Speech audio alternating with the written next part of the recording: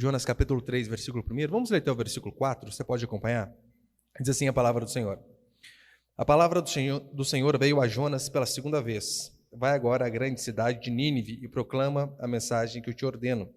Jonas foi imediatamente para Nínive, segundo a palavra do Senhor. Nínive era uma cidade grande e levava 3 dias para percorrê-la. Jonas começou a percorrer a cidade por um dia, clamando: Nínive será destruída daqui a 40 dias. Este apenas foi o sermão de Jonas. Como eu disse, o tema da minha mensagem hoje é o Deus da segunda chance. Veja, o livro de Jonas, que nós estamos, acho que essa é a 10ª pregação do livro de Jonas, nós vemos aqui que, de fato, a rebeldia humana, ela não tem o poder de frustrar os planos de Deus. Por mais que sejamos rebeldes, assim como Jonas foi, não pode. Jonas, Deus manda ele a Nínive, ele pega o caminho oposto, vai a Tarsis, se rebela contra Deus, mas ainda assim os planos e os propósitos de Deus se cumprem com exatidão. Para que eu e você vejamos que a rebeldia do ser humano, ela não traz prejuízos a Deus e a sua obra. A rebeldia do ser humano traz prejuízos apenas a nós. Não apenas a nós, mas também aquelas pessoas que estão ao nosso redor. Lembra Jonas? Por conta de sua desobediência, veio uma tempestade sobre o barco. Os marinheiros que conheciam ele há pouco tempo sofreram. Eles tiveram perdas financeiras porque tiveram que descarregar mercadorias no mar para que o navio fosse aliviado. Então tiveram um baita de um prejuízo ali.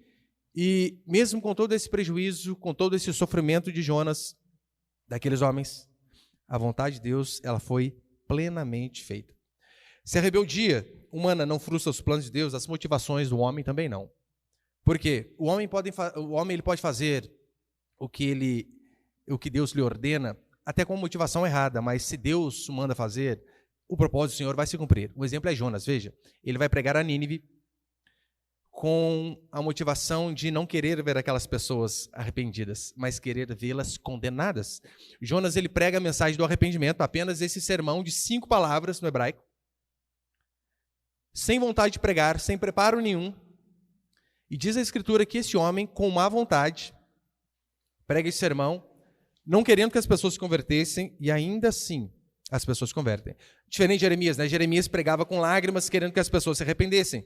Jonas não, Jonas pregava sem choro nenhum, querendo que as pessoas todas fossem condenadas.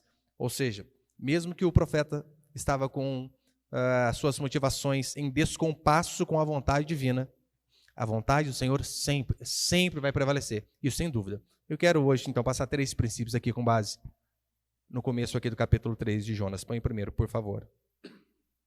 Primeiro princípio, misericórdia, e segunda, oportunidade. Leia comigo só o versículo 1 novamente, por favor. Jonas 3, 1. A palavra do Senhor veio a Jonas pela segunda vez. Por que pela segunda vez? Porque lá no capítulo 1, ali veio a palavra a Jonas, filho de Amitai, pela primeira vez. Aqui é a segunda. E vale fazer uma observação bem importante? Quer ver? Põe para frente ali, por favor, Miguel. Eu falei nas últimas pregações isso, né? Jonas, ele estava em em Gat-Hefer, né? Mais ou menos perto de Jope. Ele desce para Jope, em vez dele pegar a direita e ir para Nínive, a direita de vocês que estão aí, claro, né? Cerca de mais ou menos 800 quilômetros, ele pega o caminho oposto, vai para Tarsis, sul da Espanha, o fim do mundo conhecido naquela época. Quase 4.000 quilômetros de rebeldia. Então diz a Escritura que acontece do peixe o engolir e o cuspir de novo. E aqui vale uma observação muito importante que o Henrique falou para mim, que eu não tinha percebido isso. O peixe ele não cuspiu Jonas em Nínive, porque em Nínive não tinha praia. Era como as Minas, né? Não tinha. Põe o próximo ali, por favor. Então, provavelmente, ele soltou ali Jonas mais ou menos naquela parte do mar, e Jonas ainda teve um baita de um caminho até chegar na Síria, onde era Nínive ali. Ou seja, teve mais 700 quilômetros de caminhada ainda, simplesmente para obedecer aquilo que Deus mandou. Agora olha para cá, por favor. Mas você percebeu aqui?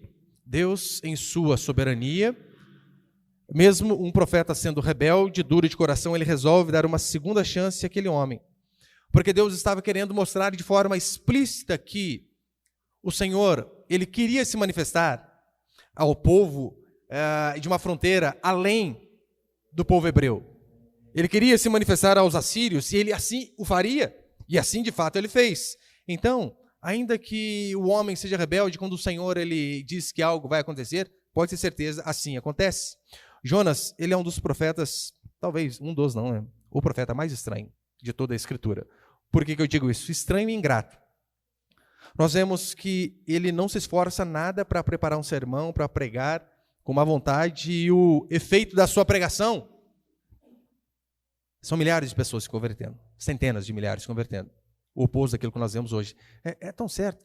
Você já parou para pensar que, por exemplo, quando a Escritura vai dizer que 120 mil pessoas estavam em Nínive, e nós vamos ver que mais à frente diz 120 mil que não sabiam discernir a mão direita da mão esquerda, alguns teólogos vão dizer que a contagem ali é apenas em relação a crianças, que não sabem discernir a mão direita da esquerda.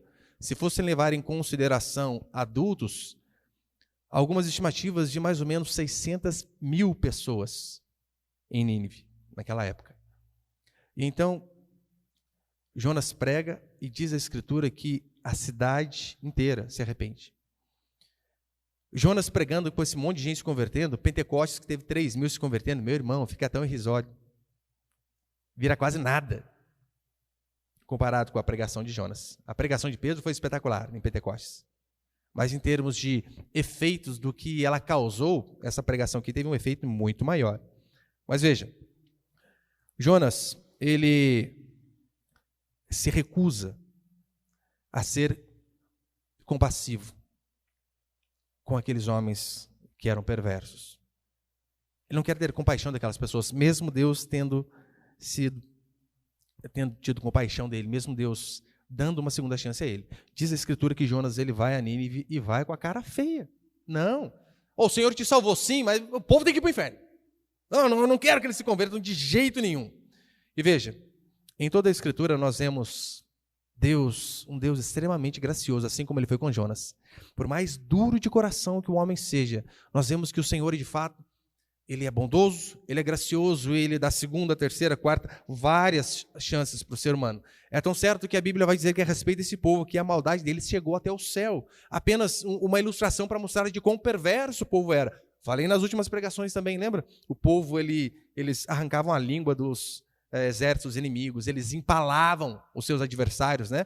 Eles pegavam uma lança, colocavam no orifício ali retal e saía pela boca. Eles faziam assim com os povos inimigos com quem eles capturavam. Extremamente perverso. E ainda assim, o Senhor resolve ter graça e misericórdia daquele povo, mas Jonas não queria. Jonas queria que aquele povo, na verdade, fosse condenado. Todos fossem para o inferno. Nós sabemos que a graça de Deus, principalmente em relação a um povo desse, como nós vemos, porque isso aqui é graça. O Senhor alcançar pessoas extremamente perversas como essa. Mas eu e você não podemos jamais usar a graça de Deus como subterfúgio para pecar. Porque muitos fazem isso. Eles dizem, olha, Deus é gracioso, misericordioso, olha, se Deus perdoa esse povo, não vai perdoar essa besteirinha minha aqui?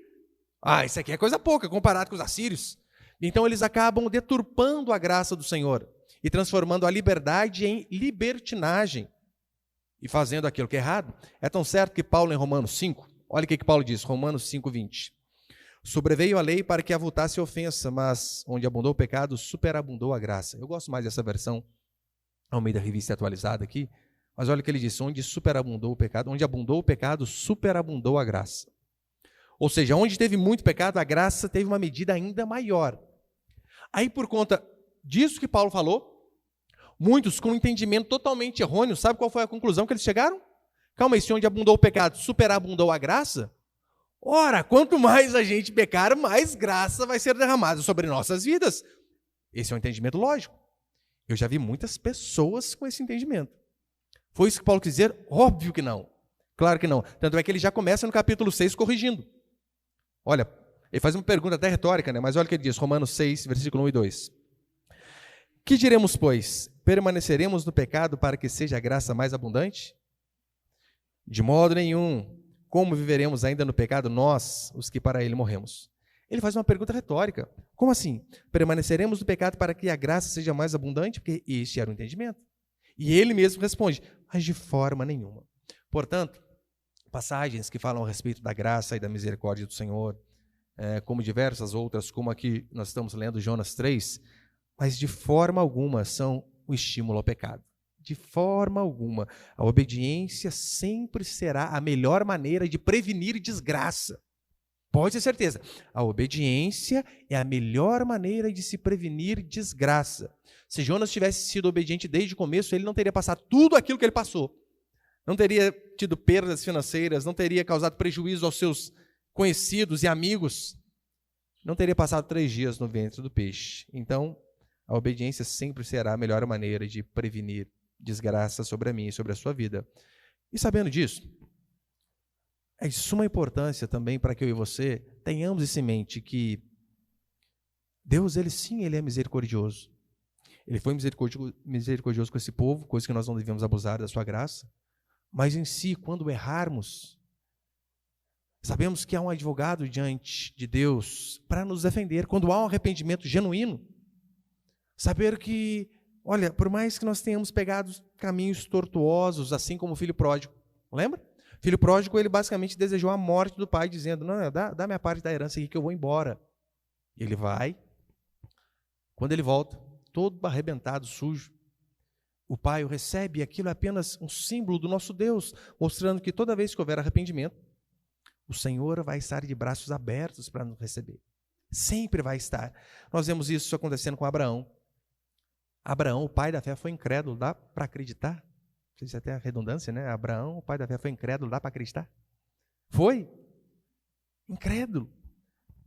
Mentiu em relação à sua esposa. Imagina você aqui, irmã querida do coração. Você tem lá o seu marido, Abraão. Você, pastor, Sara estava bem, hein? Diz a Escritura que uma vez um rei queria pegar a mulher de Abraão lá e disse, rapaz, essa Sara é bonita, hein? Já era, é minha. E normalmente eles faziam o quê? Eles pegavam a mulher e matavam o marido. Matavam o marido. Aí então o cara chega em Abraão, essa é a sua mulher, sabe o que ele disse? Não, minha irmã. Conheço não. Fomos criados juntos aqui, ó. Que homem corajoso, hein? Que maridaço. Mas houve arrependimento. O Senhor o perdoou. Nós vemos Jacó mentiu para o pai, traiu o irmão. Anos mais tarde, ele tem um encontro com Deus em Peniel e é perdoado. Nós vemos Moisés que matou um egípcio. Matou. Houve arrependimento, Deus o perdoa. Nós vemos Davi. Mentiu, matou, adulterou e tudo de forma planejada. Mas então, quando ele é confrontado pelo profeta, essa é a diferença de homens e mulheres de Deus. Os falsos homens de Deus são aqueles que, quando são confrontados de seus pecados, eles dão desculpas. Você chega para o rapaz, fulano, qual o motivo de ter traído a sua esposa? Mas depois gravidez engordou muito, e está difícil as coisas lá em casa, papai, um monte de coisa, e no serviço uma tentação enorme. Desculpa. Isso é desculpa. Davi, ele era um homem segundo o coração de Deus, porque quando ele foi confrontado por Natã, que Natã chega na cara dele e diz, tu és o homem. Lembra o que ele fez? Ele poderia ter matado o profeta, mas ele não fez isso. Diz a Escritura que ele simplesmente diz, pequei. Eu pequei. Tá saindo aí? Acho que baixou muito. Alô? Aí fora tá bom a altura? Aumenta mais um pouquinho aqui para mim, então acho que abaixou daqui. Esse que tá baixando do nada, irmãos. Um pouquinho de paciência aí. Alô? Aí tá bom. Então, esta é a diferença básica de homens e mulheres de Deus. Eles, quando são confrontados, eles se arrependem. Olha para Pedro. Pedro vai e nega Jesus Cristo. Gente, que algo mais vergonhoso que isso? Ele andou com Jesus Cristo praticamente 3 anos. E ainda assim o nega. Lembra o que aconteceu com Pedro depois que ele nega Jesus Cristo? Diz a Escritura que ele volta ao seu ofício. Pescador. Jesus Cristo retorna e vai a Pedro. E a prova de que Pedro foi perdoado foi que Pedro também teve uma segunda chance. E o Senhor o restitui para que ele volte a ser aquilo que Deus tinha planejado. Pescador de homens e não mais de peixes. Ou seja, Pedro também teve uma segunda chance. E a vida cristã ela é assim. Vida cristã ela é uma vida de recomeço. Ainda que sejamos por vezes no fundo do poço, no fundo do oceano, no fundo do ventre de um peixe. Ainda que sejamos no fundo de um casamento, praticamente desistindo de tudo, no leito de um hospital, ou até mesmo às portas da morte, assim como Jonas esteve. Nós temos que sempre lembrar que ainda que a nossa vida esteja por um fio, o Senhor continua sendo Deus. Jonas clamou na parte mais angustiante de sua vida, prestes a morrer, com a morte fungando aqui no seu pescoço. E ainda assim diz a Escritura que Deus ouviu lá do abismo. Então o Senhor vai ouvir a mim e a você quando nós, de fato, clamarmos a Ele também. Jonas aqui, de fato, ele está indo cumprir a missão a qual ele tinha desobedecido. E o Senhor dá a ele uma segunda chance para que ele possa fazer o que é correto novamente. E por vezes isso também vai acontecer com a gente. O Senhor nos restaura, mas diz, olha, agora faz aquilo que é correto. Segundo, põe ele, por favor.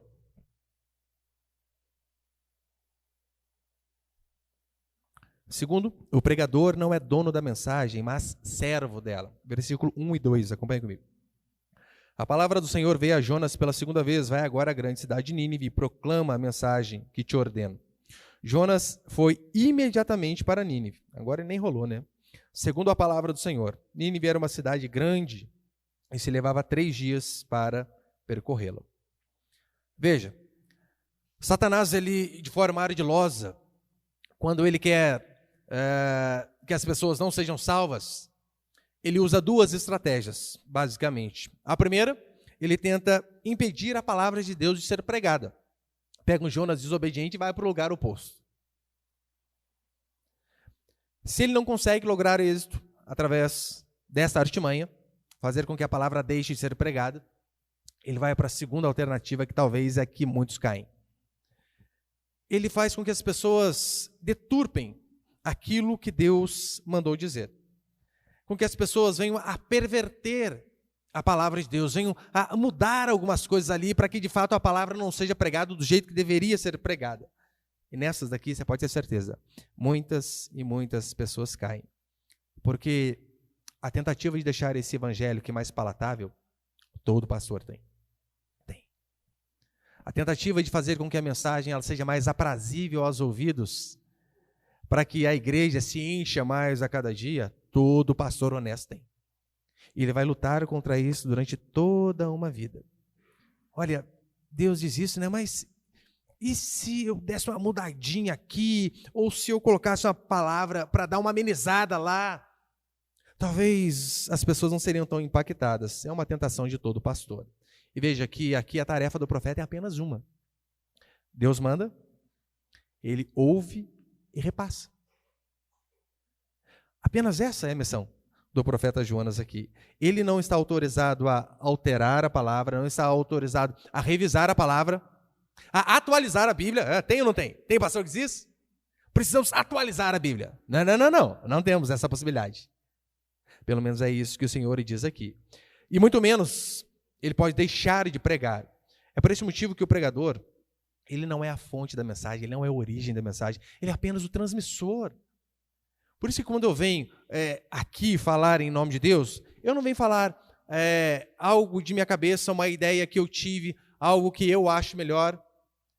Eu venho para da melhor maneira possível ser claro, mostrando aquilo que Deus disse, apenas reproduzir o que foi dito na Escritura. O pregador ele serve apenas para isso. É mais ou menos o seguinte, tem o engenheiro, né, aquele que planeja, que desenha as casas lá, e tem o pedreiro. O pedreiro é o que executa. Todo pastor ele é apenas um pedreiro na obra de Deus. Ele está apenas aqui para executar a planta. Ele não está aqui para, engenheiro, mas se der uma mudada aqui, né? 2 quartos, e se colocar 3? E se colocar 4? E se fizer uma mudadinha aqui? Não é para isso que nós somos chamados. O arquiteto já fez a planta. O engenheiro já fez a planta. Nós somos chamados apenas para reproduzir. O pregador ele não tem o direito de acomodar a mensagem do Senhor aquilo que o povo quer ouvir, aquilo que o povo gosta de ouvir, ou aquilo que ele tem prazer de falar. Eu acho estranho, né? Tem alguns pastores que dizem, olha, eu sou pastor de casais. Eu sou pastor de jovens. Eu sou pastor de adolescentes, sei lá. Não, mas nós somos chamados para pregar toda a palavra. Como assim se é pastor apenas numa área específica? O pregador ele não tem o direito de acomodar a mensagem divina à sua própria vontade, nem à vontade do público. Sabia? Não temos esse direito. É tão certo que em 1 Coríntios 4, Paulo vai dizer assim, assim, pois, importa que os homens nos considerem como ministros de Cristo e despenseiros dos mistérios de Deus. Ora, além disso, o que se requer dos despenseiros é que cada um deles seja encontrado fiel. O que era o dispenseiro? Basicamente era o garçom. E a analogia é perfeita. Alguém põe a comida na mesa, o dono, e nós, como despenseiros, como garçons, devemos apenas ser fiéis em levar a comida que foi dada. Eu não posso ir no meio do caminho, deixa eu tirar a cebola aqui, que o Henrique não gosta de cebola. Se eu levar essa pisca de cebola aqui, ele não vai gostar. Não. Devemos levar a palavra do jeito que o Senhor ordenou. Em outras palavras, pregadores, eles têm a obrigação de falar toda a verdade. Por quê?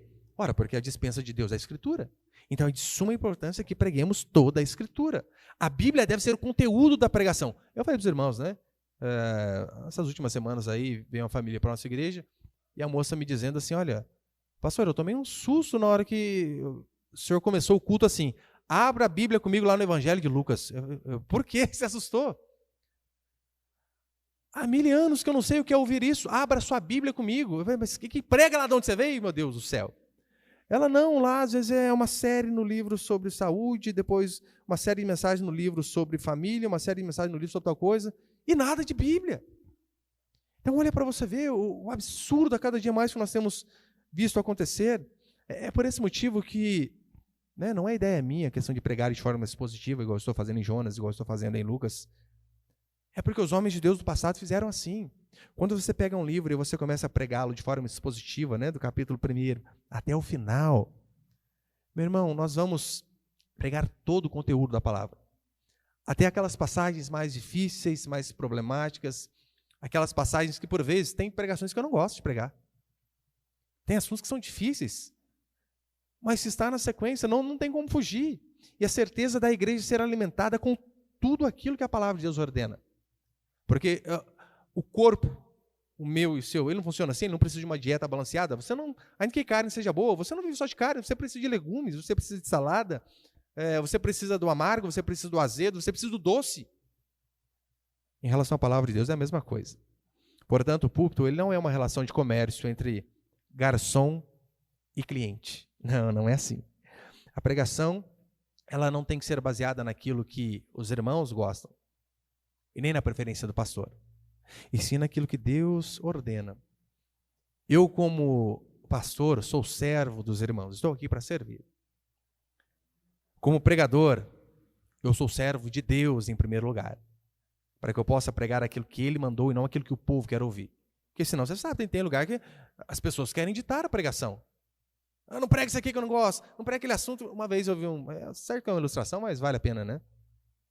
O pastor chegou na igreja para pregar, daí o pastor da igreja que o convidou falou assim, ó, fulano, eu não sei o que você vai pregar, mas não prega sobre divórcio não, né? Que tem um casal aqui da nossa igreja, né? O irmão é divorciado, o dízimo dele ajuda muito, se pregar sobre divórcio, você quebra a gente.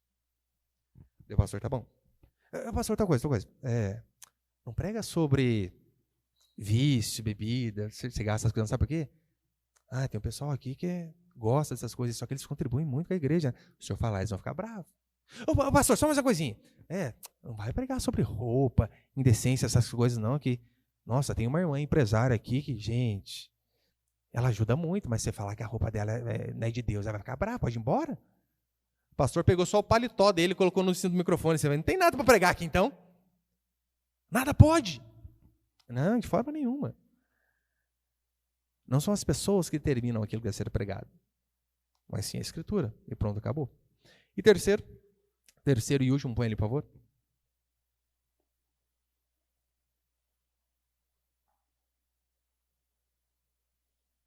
Terceiro princípio, a igreja e o evangelismo. Acompanhe comigo o versículo 3. Jonas foi imediatamente para Nínive, segundo a palavra do Senhor. Nínive era uma cidade grande e se levava 3 dias para percorrê-la. Em algumas outras versões está a grande cidade de Nínive, né? Aqui pode ser grande por 2 motivos. Primeiro, por conta de sua extensão territorial, em questão, por exemplo, de linha reta.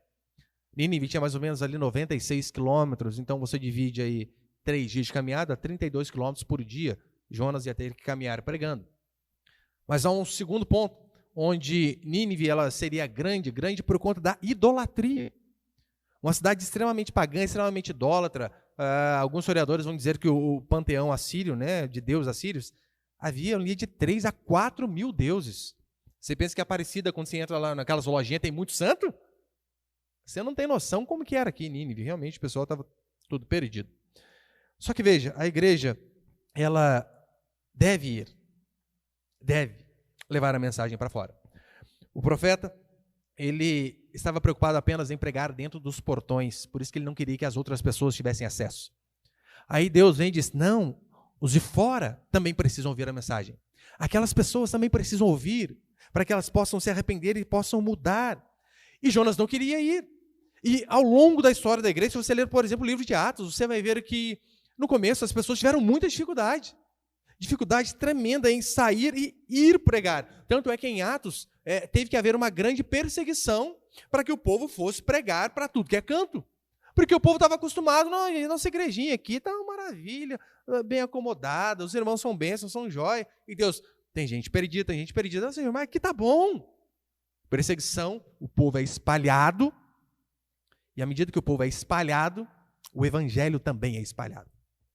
Ou seja, Deus ordena, vocês precisam pregar para esse povo. Se vocês não vão, eu dou um jeito. Nós não podemos cair no mesmo erro de Jonas, de achar que a igreja se limita apenas a nós.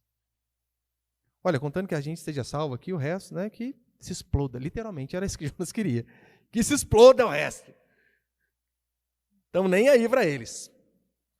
Jesus foi e deixou uma missão. Ide. Essa é a ordem que ele nos dá. Paulo vai dizer que ele fez de tudo para com todos para ganhar pelo menos alguns. Ou seja, o maior missionário que nós conhecemos, o apóstolo Paulo, ele vai dizer que ele fez tudo o que ele podia, de tudo, para com todos, para ganhar as pessoas, para que as pessoas pudessem ter acesso ao evangelho. É claro, aqui nós podemos pegar uma tangente aí para o caminho errado, em que sentido? Calma aí, Paulo, quando ele diz assim, fiz de judeu para ganhar os judeus, de sem lei para ganhar os sem lei, sabe qual é a ideia que os crentes têm? Eles se fazem de mundano para ganhar os mundanos. Daí vão evangelizar justamente no carnaval. Tem um ano inteiro para evangelizar. Daí chega no carnaval. A Bíblia diz que nós devemos ir aos perdidos. Você não tem perdido na faculdade? No serviço? Você quer nos perdidos do carnaval, né? É absurdo. Tem que tomar cuidado para a gente não confundir, né, em relação a isso. Mas nós temos a responsabilidade de evangelizar. Jonas, ele era alguém que se importava só com ele. Estava preocupado só com ele. E o Senhor aqui deixando bem claro. Leve a mensagem também adiante. E veja, é triste, né? Quando os pagãos, no capítulo 1, diz a Escritura que a tempestade acontece e Jonas diz isso, olha, a culpa é minha. Joga-me para fora do barco e a tempestade vai cessar. Lembra que os pagãos, eles fazem assim, não, calma aí, não vamos jogar ainda não. Vamos tentar fazer algumas coisas ali sem jogá-lo para fora. Eles jogam os bens materiais, as cargas para fora, seguram Jonas o máximo possível no barco, mas então quando eles veem que não tem como mesmo, joga Jonas para fora e a tempestade passa. Pagãos, ímpios, preocupados mais com pessoas do que o profeta. Pagãos, ímpios, dando mais valor a gente do que a dinheiro, do que o crente. Eu, pelo menos, eu fico horrorizado. Acho que eu li esse tempo atrás, o Warren Buffett, se eu não me engano, ele doou 99% de sua fortuna para instituições, ONGs e essas coisas aí. Ele ficou com 1%. Bill Gates constantemente faz doações absurdas. Mark Zuckerberg, mesma coisa. O crente, para dar o dízimo, é uma choradeira, você percebeu? Trava o dinheiro na mão. É triste quando pagãos se preocupam mais com a vida humana do que os cristãos. Mas nós temos uma missão, e não podemos fugir dessa missão. E como eu disse, nós temos a primeira maneira de fugir, que é não pregar, e a segunda é pregar de forma errada. Nós temos que tomar cuidado para, como igreja, não cairmos neste laço. Em que sentido? O que mais deve chamar a atenção na igreja, o atrativo principal da igreja, não pode ser a igreja em si. A igreja, que eu digo no sentido de estrutura. Aquilo que nós temos, seja o salão, seja o louvor espetacular, seja prédios, seja atividades para jovens, adolescentes, crianças, livrarias, lojas de roupa e por aí vai. Não deve ser a estrutura o principal. Não estou dizendo que eu sou contra a estrutura, óbvio, né? Não sou de forma nenhuma. Temos que fazer da melhor maneira possível. Mas, todavia, historicamente, a estratégia maior da igreja sempre foi, sabe qual? A pregação do evangelho, do genuíno evangelho, a pregação pura do evangelho. Você vê Lutero, ele praticamente causa um boom no Ocidente com a reforma protestante. Sabe como? Trazendo 95 teses e pregando na porta do castelo de Wittenberg. Dizendo, isso aqui é o que Deus diz. Isso aqui. Palavra. Nós vemos o próprio Jesus Cristo dizendo assim, apareceu Jesus pregando. Não diz assim, olha, apareceu Jesus com a bandeira em cima do púlpito de pano, dando piruleta, cambalhota. Não diz isso. Como? Apareceu Jesus pregando. John Wesley, George Whitefield, a mesma coisa. Homens de Deus que foram usados pelo Senhor através da palavra. Palavra. Eu estou encerrando. 1 Coríntios 1, 21. Diz assim, visto como, na sabedoria de Deus, o mundo não conheceu por sua própria sabedoria, aprove a Deus salvar os que creem pela loucura da pregação. Como? Salvar através de quê? Loucura da pregação. Não diz a loucura do teatro na igreja. Teatro, né? Não Tiago, teatro. Não diz a loucura das irmãs dançando na igreja. Não diz a loucura da balada gospel. Essa semana eu vi mais uma vez o irmão aqui de nossa igreja dizendo isso. Pastor, lá onde eu estava não dava. Para atrair os jovens era balada em cima de balada. Eu sempre falo, isso é tolice. Sabe por quê? Entretenimento por entretenimento, o mundo tem muito melhor. A gente vai disputar com eles. Música, vamos lá, gente. Pelo amor de Deus, você ouve a gente aqui, né? Ah, Jesus, a gente se esforça para fazer da melhor maneira possível. Só que não tem como comparar a gente com aquele povo que vive disso. Não dá. Paul Washer, ele vai dizer assim, e como não há mais poder de Deus em nossos ministérios, precisamos de toda sorte de técnica profissional para manter defuntos se movendo. E, de fato, isso que acontece. Como não há mais poder de Deus através da pregação, a gente precisa de técnicas mundanas, profissionais, para fazer com que defuntos, pessoas mortas em seus pecados e delitos, continuem se movendo na igreja. Lembra aquele filme bem antigo, lá, Um Morto Muito Louco? Já assistiu ou não? Bem antigo, né? Que o pessoal pega o morto lá, andando com o morto lá. O cara está morto e os caras fingem que o rapaz está vivo, né? O tempo todo. Felizmente a igreja do Senhor está indo para isso, para esse caminho. E depois, no versículo 4, ele termina assim. Jonas começou a percorrer a cidade por um dia, clamando, Nínive será destruída daqui a 40 dias. Mais uma vez, Jonas chamando as pessoas ao arrependimento. Essa basicamente era a mensagem de Jonas. Se uma igreja não há a mensagem do arrependimento, ela foi transformada apenas em playground para adultos. Se o pecado das pessoas não é constantemente exposto e confrontado, a igreja ela não passa de um playground para adultos. Portanto, o dia que você estiver entrando por várias semanas na igreja e você dizer assim, olha, mas calma aí, faz tempo que parece que eu não sou confrontado. O que está acontecendo? Ou você virou anjo, tem essa possibilidade, né? Não tem mais nada para arrumar. Ou provavelmente o seu pastor ele está pegando um caminho que dificilmente ele vai ter volta em relação à palavra. Está trocando o evangelho por aquilo que agrada as pessoas e não por aquilo que agrada ao Senhor. E nós não vamos ganhar o mundo, você pode ter certeza, sendo igual a ele. Não. A igreja primitiva ela foi morta não por ser igual ao mundo, mas por ser igual a Cristo. A Cristo. Então que nós sejamos homens e mulheres onde as pessoas possam olhar em nós e ver Cristo em nós. Onde nós possamos, diante das dificuldades, dos problemas, seja na faculdade, no trabalho, no meio da família, que as pessoas possam olhar para nós e ver que há algo diferente que habita em nós. E que este algo é o próprio Espírito Santo. Amém, queridos?